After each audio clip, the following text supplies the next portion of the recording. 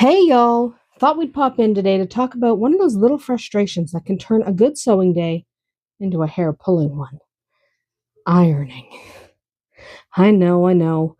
Not the most glamorous topic, but stick with me because by the end of this, you'll never look at an ironing board the same way again. So this week, I was elbow deep in fabric.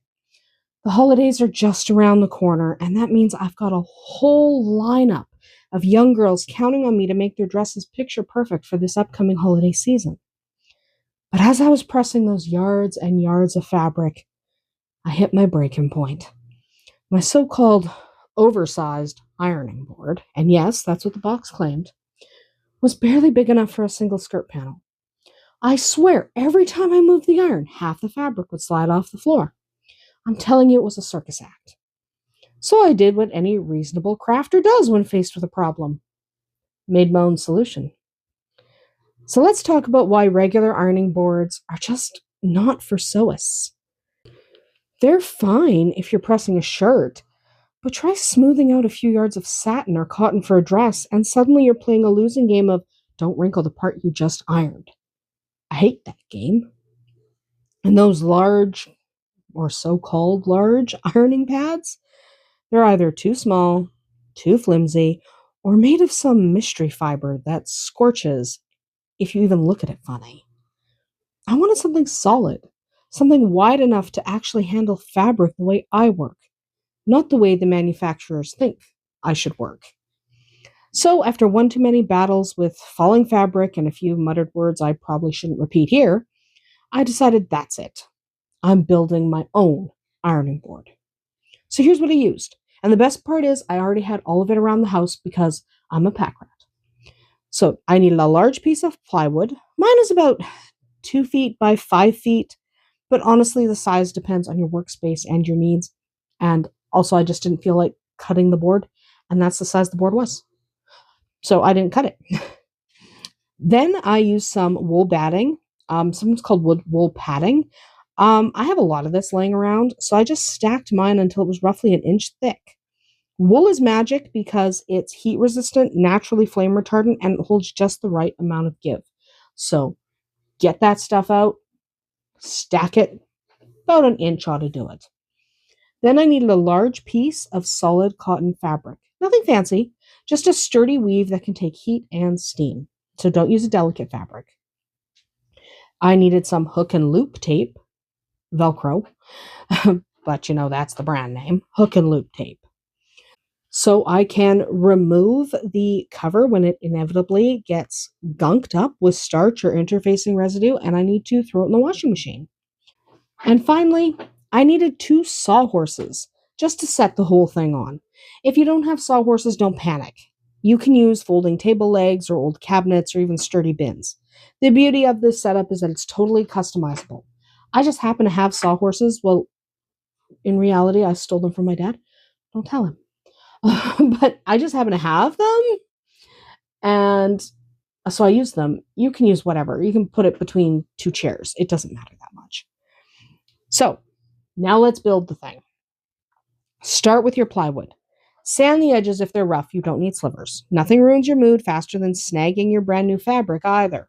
You don't want to snag it on a splinter. Then lay your wool padding across one side. You want it thick enough to cushion your fabric, but not so soft that your iron sinks in.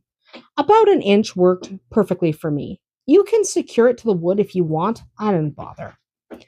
Next comes the cotton cover.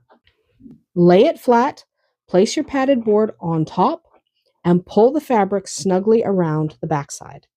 Think of it like wrapping a giant present. You want it tight, but you don't want to strain the fibers. Now here's where the hook and loop tape comes in. Instead of stapling or nailing the fabric down, which would make it impossible to wash later without destroying the whole thing, I ran Velcro strips along the underside edges. That way, when my cover gets dirty, I can just peel it off, toss it in the wash, and stick it back on. Easy peasy. No problem. With the board ready, it's time to think about height and support. Now, I used 2 big construction sawhorses because, well, that's what I had.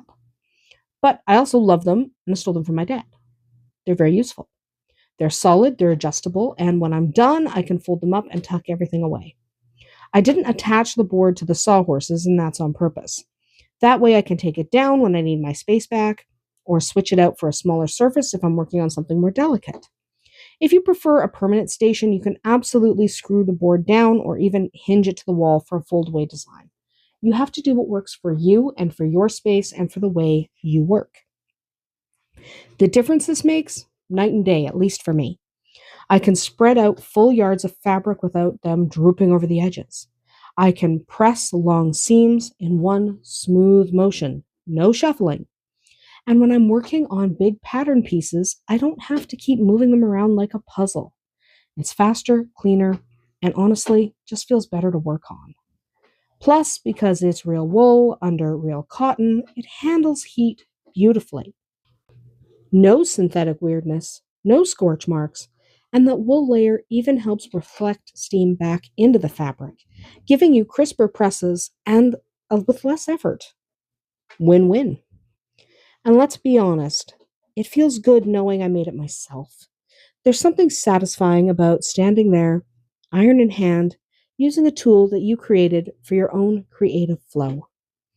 Now, if you're the kind of maker who can't leave well enough alone, and let's face it, we all are, here are a few ways to make it even better. You can add a heat-proof edge strip if you like to rest your iron down sideways. You can mount a retractable cord reel underneath for your iron's cord. You can staple a heat-resistant mat to one corner for fusing or interfacing or working with fusible webbing. If you want portability, try screwing a pair of handles to the sides. And for the fancy crafters among us, a layer of aluminized iron fabric under the cotton cover will reflect even more heat for ultra crisp pressing. This setup scales beautifully too. You could make a smaller version for travel or a mini board for sleeve seams and smaller pieces. Well, y'all, that's about it. If you've ever fought with your ironing board and thought, there has to be a better way, I promise this is it. You can make it in an afternoon. It costs next to nothing, and it'll make every sewing session just a little bit smoother. Literally. Tell me in the comments what you'd build yours out of. Would you go big like I did, or make a smaller tabletop version? I'd love to hear your ideas. Happy stitching!